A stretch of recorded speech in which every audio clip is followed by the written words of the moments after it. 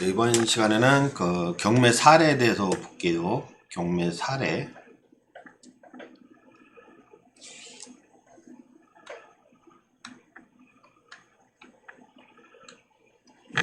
일단 연습하고 실제 사례를 보는데 선순위 임차인이 있네요. 아주 바람직합니다. 그 다음에 후순위 근저당권이 있네요. 그러면 9월 1일 전입, 그러면 9월 2일 0시에 대항력이 있고 9월 1일 확정일자 대항력이 있다는 전제하에서 9월 2일 날 우선 면제적 효력이 있다. 9월 5일 근저당권은 후순위. 그래서 근저당보다 먼저 대항력과 우선 면제권을 갖춘 임차인 A가 있구나. 자신의 보조금 전액을 돌려받을 때까지 매수인의 명도 요구를 거절할 수 있다. 대항력의 내용이고, 그 다음에 우선 면제권을 주장하여 선순위 배당받을 수 있다. 우선 면제적 효력. 근데 만약에 배당 요구했는데 덜 받은 게 있구나. 덜 받은 게 있다면 잔액 가지고 대항할 수 있다. 잔액 가지고 대항력을 행사할 수 있다. 근저당권은 9월 5일이고 임차인의 확정일자 9월 10일 전입신고 9월 10일 후순위네요. 그러면 9월 11일 0시에 대항력이 있고 우선면제적 효력도 9월 11일날 우선면제적 효력이 있구나. 대항력이 있다는 전제하에 우선면제적 효력이 있다. 찍은 날짜가 아니라 전입신고에도 대항력이 없는 후순위 임차인. 우선면제적 효력이 있으나 후순위 배당이다. 후순위. 근저당권자 배당 후 잔여금이 있을 때는 배당을 한다. 고갈되면 한 푼도 못 받아. 근저당권자가 다 가져가면 얘는 한 푼도 못 받죠. 보조금 전액을 배당받지 못한다. 그러니까 선순위 저당권 밑에 있는 거죠. 대항력 기준 시점은 9월 11일 0시지만 요거 소멸합니다. 선순위 저당권 밑에 있잖아요. 그리고 순위에 따라 우선 면제적 효력이 있다. 받을 수도 있고 다 못 받을 수도 있고 2순위 배당을 받을 따름이다. 근저당권이 있구나. 근저당권 9월 10일 임차인이 있구나. 이건 치고 임차인. 똑같은 날짜군요. 똑같은 날짜. 저당권 설정 등기 임차인이 인도 전입신고 확정일자 다 똑같은 날짜. 저당권의 배당 기준이 9월 10일. 임차인의 대항력 취득 시점 9월 11일 0시 9월 11일. 그러니까 9월 11일 날 인도받고 주민등록 쳤으니까 9월 10일 날. 그러면 이제 9월 11일 0시에 대항력이 있고 그 다음에 9월 10일 날 확정일자 9월 11일 우선 면제적 효력이 있구나. 근저당권도 9월 11일 근저당권은 9월 10일이네요. 9월 10일 날 근저당권이 있구나. 그러면 저당권 밑에 있는 거네요. 그래서 요 대항력 갖춘 임차인이 아니라 이건 소멸합니다. 소멸하고 우선 면제적 효력 2순위 배당을 받네요. 2순위 우선 면제적 효력이 있다. 2순위 우선 면제적 효력이 있다. 이렇게 대항력 취득했다 뭐예요 이거. 저당권 밑에 있으니까 이거는 소멸하는 거죠. 그 다음에 임차인은 저당권보다 후순위 배당 및 대항력이 없다. 이렇게 돼 있고 그 다음에 이제 전입신고가 9월 1일, 근저당 9월 5일, 확정일자 9월 10일. 그러면 전입신고 9월 1일, 그럼 9월 2일 0시에 대항력이 있고 9월 10일 날 확정일자 갖췄군요. 9월 10일 날 우선 면제적 효력이 있다. 그리고 근저당권은 요 사이에 근저당권이 있군요. 요 사이에 근저당권이 있구나. 그러면 대항력을 선택해도 되겠네요. 우선 면제적 효력을 집어넣을 수도 있겠지만 임차인은 선순위 대항력을 부여한다. 확정일자는 근저당권 설정보다 늦다. 배당 순위는 2순위다. 2순위다. 근데 다 못 받은 게 있으면 대항력 행사하면 되는 거죠. 임차인은 배당 요구 안 하고 대항력을 선택할 수 있고 배당 요구에서 후순위 배당을 받은 후 못 받은 게 있다면 선순위 대항력을 또 선택해서 행사할 수 있다. 요거 가지고 배당 요구했더니 2순위로 배당을 다 못 받았다. 보증금 2억 중에 1억 배당 받았다. 나머지 1억 가지고 선순위로 경락인한테 대항할 수 있다.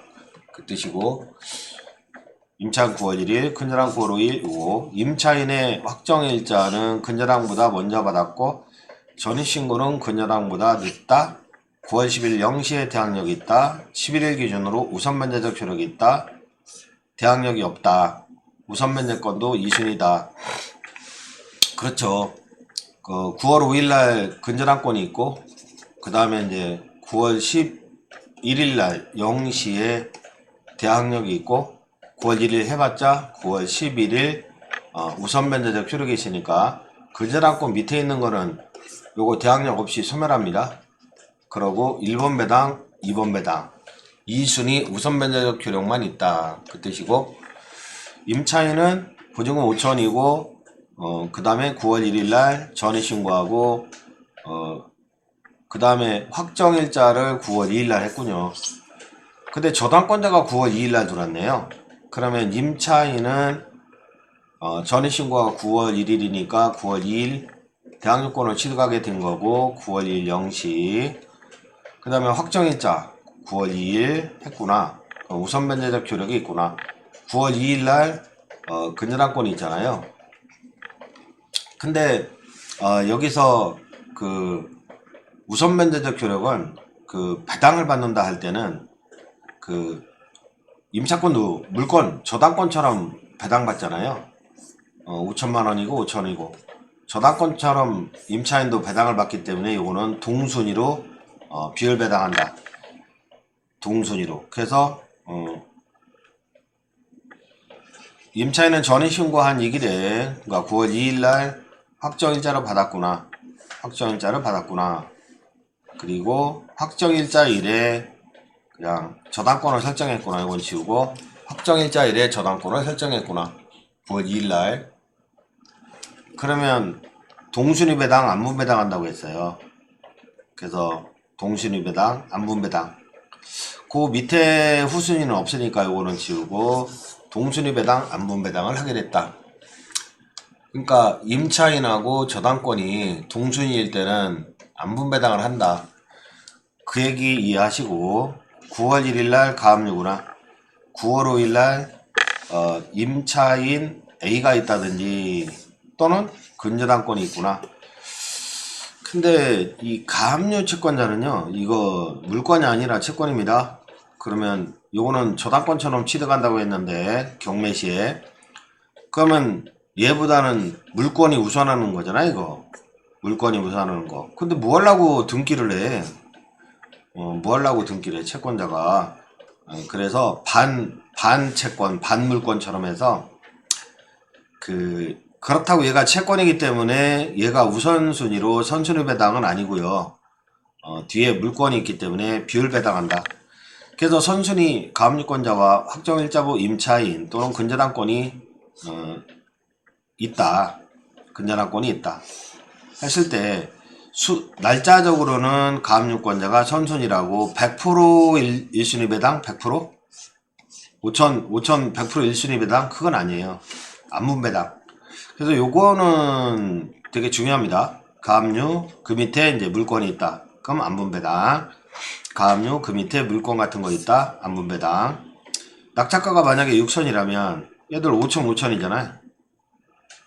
그러면 1대1 3천씩 배당을 하면 되겠습니다. 그 다음에 권리분석 사례에서 요거 그러고 고척동이구나. 다세대 빌라 건물이 전용이 16평이면 상당히 큰 집인데 빌라치고는 큰 집인데 서비스 면적까지 하면은 근데 지하 1층이네요. 그리고 소유자가 박영철이고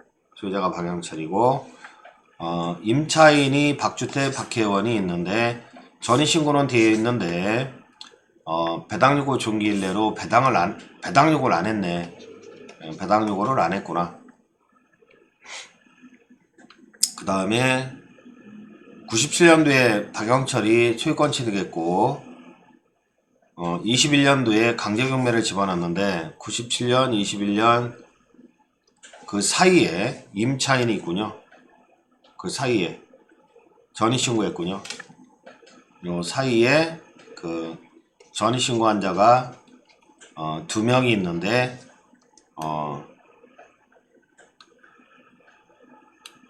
배당 요구를 안 했어요. 박영철 밑에 박주택 박혜원 동생들이 전입신고했나? 근데 배당 요구를 안 했어요. 근데 겉으로 볼 때는 그 강제경매 위에 있는 거잖아요. 강제경매 2021년인데 2012년이니까 대항력이 있는 것처럼 보이잖아요. 그래서 경매 사이트나 물건정보지에도 대항력 있다 이렇게 얘기를 하고 있습니다. 그러니까 낙찰가 좀 떨어지는 경향이 있죠. 대항력 있다 그러니까 집행관이 현황조사를 할 때 이제 대항력이 있는 임차인 2명이 있다 이렇게 돼 있어요. 점유 현황 조사서에 그렇게 써 있어요. 21년도에 그 집행관이 점유 현황 조사서에 대항력 있는 임차인이 있다 이렇게 써 있어요. 써 있어. 근데 동사무소에 경매지를 들고 가봤지. 동사무소에 경매지를 들고 가봤더니 22년 7월 달에 이제 전입세대 열람하러 갔더니 없다는 거예요. 이 사람이 퇴거한 거예요.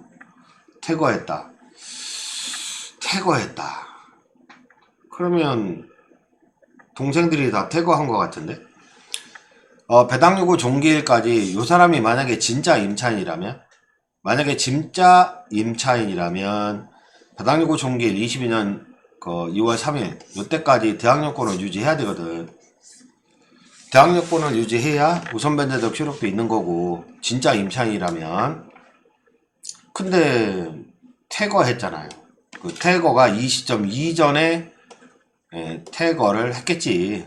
그 조사를 해야 되겠지만 동사무소 가서 언제 퇴거했어요? 물어봐도 되지만 만약에 그 퇴거한 내역이 없다. 그 정도만 알려준다면 그 주변의 탐문조사로 이 이사 시점을 탐문하는 게 중요한데 보통 보면은 스토리가 동생들이 전입돼 있다가 경매 집어나가니까 이제 퇴거한 거로 보여요. 그래서 현황조사서 21년 11월 20일 21년 11월 20일 날 차이가 얼마 안 나죠? 3개월 차인데 그때는 있었어 이 사람이. 근데 22년 응찰하려고 딱 이렇게 봤더니 그 사전 준비를 하려고 봤더니 퇴거한 상태야. 그러면 이 사람이 퇴거한 시점이 22년 2월 3일 이전이라면 대항력권은 없다는 거죠. 점유 현황조사 당시에 대항력 있는 임차인 2명이 있고 문건 접수 내역을 보니까 배당요구 종기일까지 배당요구 하지 않았구나. 그러면 배당요구 종기일까지 배당요구 안 했으면 우선변제권은 없네. 근데 형식적으로 대항력은 있어요. 있는데 배당요구 안 하고 현황조사 시 폐문부재일 때 위장 임차할 확률이 90%인데 사실은요 직접 찾아가서 면담하는 게 좋긴 해요. 또 두 가지 방법으로 이 사람이 그 배당요구 종기일 이전에 퇴거했구나. 그러면 대항력 없죠? 요거 조사한다든지 또는 두 번째로 면담해서 없다면 좋은데 있다면 이거 내가 낙찰 받으려고 하는데 그 이사비 이런 거 협상하는 거죠. 협상하는 거죠. 근데 형제라고 하네. 에이. 그러면 나중에 이사비 얼마 주기로 약정을 하고 그 낙찰을 받잖아. 이사비 500 주기로 했다. 그럼 낙찰을 받잖아. 그때 비로소 그 이해관계인이 됩니다. 그래서 임대차 계약서 보여달라 법원한테. 그때 임대차 계약서도 없다는 거야. 그러면 보조금 이체 내역을 달라. 없어. 그러면 얘는 형사처벌도 될 수 있거든요. 임차인이 아니면서 임차인인 척 했으니까. 그래서 너는 내가 낙찰받아서 말이야. 내가 그 전에 협상할 때는 이사비 준다고 했는데 내가 낙찰받아서 이렇게 이해관계인으로 임대차 계약서 열람 신청하니까 법원에서는 임대차 계약서 없다고더라. 그리고 보조금 이체 내역을 달라. 그거 입증 못하면 너는 고소다. 형사고소. 그래서 요 금액도 다운 시킬 수도 있겠죠. 현재 살고 있다면. 근데 99%는 가보면 사람 안 살아요. SK 북한산 시티 아파트인데 이거 한 8억 이상 가는 거로 아는데 이거 10억까지 갔다가 되게 비싼 건데 어쨌거나 장윤호가 소유자다. 그 다음에 배남숙이 임차인인데 대항력이 있다고 형식적으로 2004년 7월에 전입신고했네. 2004년 7월에 전입신고했는데 등기부로 보니까 2004년 전입신고? 호호 배남숙이 전입신고 그 다음에 그 장현우가 있고, 이거 남편이고 부인인가? 장현우가 소유자고, 소유자고 이 사람이 전입신고 있다 이렇게 돼 있잖아요. 근데 얘가 그 임차인도 아닌 애가 막 배당 요구하고 이러면 이게 형사처벌되고 그러다 보니까 가만히 있는 거죠. 가만히 있는 거죠. 근데 남편이 그 소유주고 세대주고 세대원이다. 근데 얘가 별도로 그 세대주로서 전입신고가 돼 있구나. 이거는 아마도 추정컨대 이혼하고 임차 보증금으로 이렇게. 근데 전입신고는 이렇게 돼 있지만 KB가 뭐야? 전입신고는 2004년 돼 있지만 국민은행이 2005년도에 근저당권 설정했잖아요. 적절하네. 1억 9,300. 그러면 그 분명히 부부관계였었다. 2005년도에는 근저당권 설정할 때 이 사람들한테 배남숙이 2004년에 전입신고 했잖아요. 전입신고.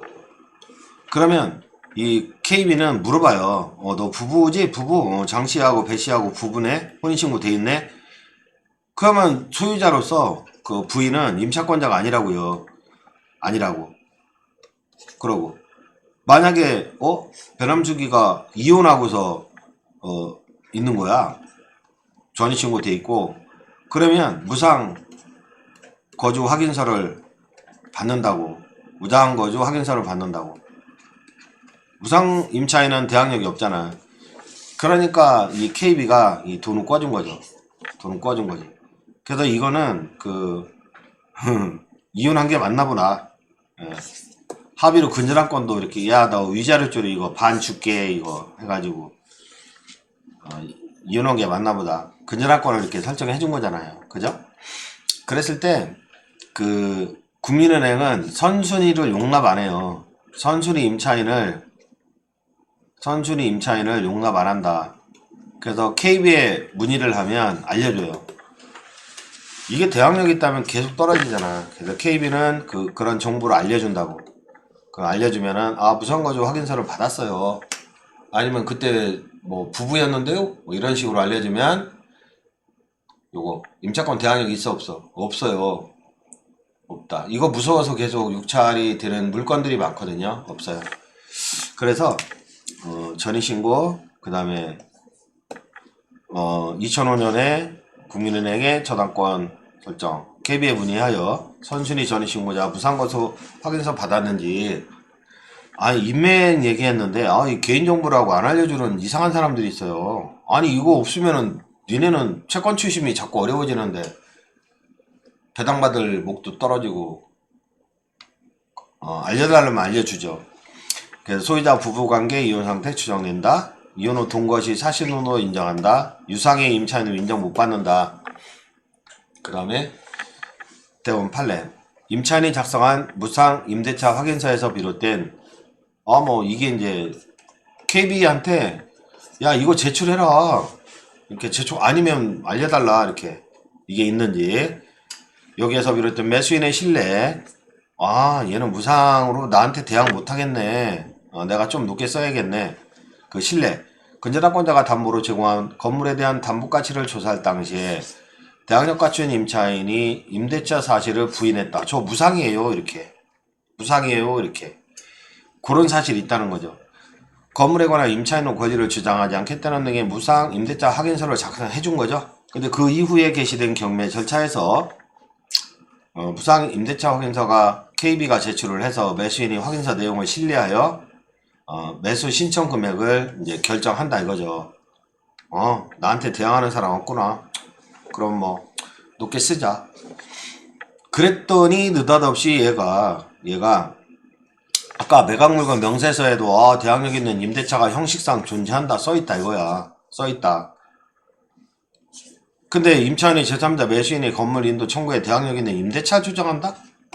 아니 지는 무상거주 확인서도 써준 인간이 임대차를 주장한다? 그거는 금반환 반대말이죠. 모순되는 거 금반환의 원칙 또는 반대말 하지 마라. 신의성실의 원칙에 입각해서 신의성실의 원칙에 입각해서 왜 한자만 쓰기 시작했냐. 허용될 수 없다. 그죠? 허용될 수 없다. 너는 쫓겨나가야 된다. 그 다음에 이제 요 물건은 파이낸스 대부까지 있고 수의자는 박준성이고 그러네. 근데 이렇게 썩은 동네가 이 블록 설정에서 닥터빌드 사이트 들어가면 정비사업 요건이 되는구나. 그런 거 보면 참 좋다고 했습니다. 매각물건 명세서를 법원이 작성하는데 보니까 박준양 주거임차인 임대차 기간 미상 조사가 안 되는구나. 현대 파이낸스 대부 전세권자 500만원 밖에 안 되네. 비굴안에 박준양은 채무자 동생으로 신청채권자 전세권자 아닌가? 보자. 제출된 문건에 의하면 채무자와 형제관계로 임대차 계약에 의한 임차인이 아니라고 하네요. 현대 파이낸스가 신청 채권자네. 그래서 임차인 박준양의 배우자 임의선에 의하면 거주자 박준양은 소유자금 채무자 박중정의 동생이래요. 물론 동생도 임차인이 될 수 있죠. 근데 임차 사용하고 있는데 전세금은 잘 모른다. 준 적이 없으니까. 근데 형식적으로 대항력이 있다 이렇게 돼 있잖아요. 겁나죠. 얼마 가지고 대항할지 모르니까. 근데 전세권자가 뭐야? 얘 확인했다 이거지. 얘 확인했다고 진술하고 있잖아요. 무상거주자라고. 그러면 얘는 대항력 있다 없다 이거지. 그래서 근데 전세권이 있고 파이낸스 대부가 전세권도 취득하고 근저당권도 취득했네요. 얘가 세입자가 아니니까 전세권 취득한 거고요. 용임일권자로서. 그리고 근저당권도 취득했네. 인수. 그러니까 얘는 배당 요구를 안 한 거죠. 배당 요구를 안 했다. 그러면 얘가 배당을 다 받으면 이 전세금도 없어지는 거죠. 배당을 다 받으면. 그래서 현황조사서에는 대항력인이 임차인으로 기재되어 있지만 매각 물건 명세서상의 기록에 의하면 파이낸스 대부가 이 박준양은 임차인이 아니다. 그렇게 진술하고 있고. 그래서 무상임대차 확인원의 존재. 그러면 확인원 받았냐? 그럼 받았다고 하겠죠. 얘들도 전문가거든. 입찰가 결정을 해서 변제받을 채권액을 확인한 후 배당 변제 시 전세 말소 가능성을 확인해야 된다. 물론 소송으로 가면 말소되겠지만. 자, 그 다음에 대항력과 보증금인데 LH공사가 보증금을 지원했나 보네요. 채권양수인이다. 채권양수인. 김현웅이 있고 양수인이 있고. 그러면 대항력이 있다. 전입을은 2018년 2월 1억 8,700 2018년 2월 이렇게 돼 있네. 소유권자는 스마트홈이고 임차인은 2018년 2월이라고 돼 있잖아요. 전입일이. 그러고 그 다음에 근저당권 주식회사 일신에서 근저당권 취득했고 20년 임차권 김현웅 이렇게 돼 있지만 얘 임차권 등기입니다. 20년이 아니라 얘는 전입신고한 18일이 기준이에요. 선순위라고. 선순위. 허그에서 강제경매를 집어넣은 거죠. 임차인은 선순위라고요. 선순위. 전입신고가 2018년 2월 21일 확정일자 2월 5일 대항력은 21일이니까 22일 0시 우선변제적 기록은 22일 이렇게 되죠. 입찰 전에 2018년 12월 18일 후순위 근저당권을 취득한 일신 측에 선순위 임차인의 무상거주 확인서 존재 유무 확인 점 해보고. 근데 보통 KB나 우리은행이 아니기 때문에 이거는 없을 것 같아요. 진정한 임차인인 경우에는 선순위 배당을 하죠. 그래서 일신은 2순위 배당을 하고 얘가 임차인이 선순위 배당을 하죠. 근데 만약에 얘가 배당 요구를 if 배당 요구를 안 했다. 그러면 인수하거든요. 보증금은 1억 8천 얼마 인수하는데 요거 인수하는데 내가 물어줘야 되잖아. 낙찰받은 거 물어줘야 되잖아요. 그럼 김현웅이 통장에 입금하면 돼요? 채권양수인은 허그 통장에 입금해야지. 그래서 보증금 반환 요거 되게 주의하시라고. 요거 낙찰받았는데 이거 되게 나오는데 김현웅이한테 입금하면 큰일 나요. 허그가 또 달라고 한다고, 또 달라고 한다고. 이중변제 위험이 있기 때문에 반드시 허그에 입금을 해야 된다. 그 말씀 드리려고요. 그 다음에 선순위 전세권이 있고 후순위 상가 임차인이 있구나. 소유자는 최은혜고 대항력이 없네. 사업자 등록은 있는데 요 상가 임차인이 있는데 20년 7월이니까 근저당권 밑에 있네. 그러니까 대항력이 없는 거죠. 근데 근저당권 위에 전세권이 있네요. 2억 원에 기한 전세권이 있네요. 물권인 전세 등기한 거죠. 물권인 전세 등기. 근데 전세권은 저당제 펴먹을 수 있어요. 한번 설명드린 적 있는데 전세권 지상권은 저당제 펴먹을 수 있다. 그래서 이런 투자증권은 이런 것도 꿔주더라고. 그러면 요게 실행되면 전세권이 경매 나오는 거지. 근데 이거는 근저당권이 실행된 건가 봐요. 그 다음에 이제 소유권 이전이 있고 일단은 전세권에 의존하는 거리고 소유권 이전이 시은해고 근저당을 재폈는데 금액이 세네. 그거는 공동저당입니다. 담보가치를 넘어서 대출을 한 거는 담보가치 여러 개 해가지고 공동저당권을 설정한 거죠. 이것저것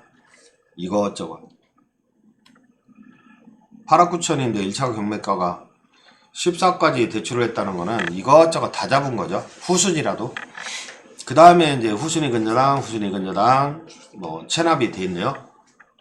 그러니까 선순위 전세권이 있는 상태에서 소유권 이전이 됐고 그 다음에 근저당이 있구나. 하나저축은행이 임의경매 신청했구나. 선순위 전세권자는 배당요구 안 했네. 대항력 있어요 그러면. if 배당요구 했다면 배당받고 소멸하죠. 대항력은 없고 저당권이 된 거니까 못 받았다고 대항력 주장 못하고. 후순위 근저당 후순위 상가임차인이 있다. 그러니까 하나저축 밑에 그 상가임차인으로 대항력 없는 거죠. 상가임차인은 확정일자 없고 배당요구도 안 한다. 확정일자도 없으니까 배당요구 안 하지. 선순위 근저당권이 말소 기준관리다. 전세권은 배당요구 안 하고 있으니까 선순위 근저당권 돈 받을 권리가 말소 기준관리다. 상가임차인은 그 밑에 있는 사람으로 대항력 없다. 하나저축이 상당히 많이 대출을 했다는 것은 공동담보일 경우다. 그 다음에 이제 전세권은 물권이라고 했습니다. 근데 임차권도 같이 취득했나 보구나. 이전이라는 사람이 전세권이 있어요. 21년 4월 27일 날. 근데 4월 22일 날 전입신고도 돼 있네요. 전입신고도 돼 있네. 그 다음에 소유권 이전되고 강제경매 들어가고. 그러니까 이 사람은 전세권 물권인 전세권자인 동시에 전입신고가 되어 있구나. 그럼 대항력도 있고요. 전세권도 대항력이 있지만 우선변제적 효력도 있다. 그 다음에 선순위 전입신고자가 있고 확정일자는 없대요.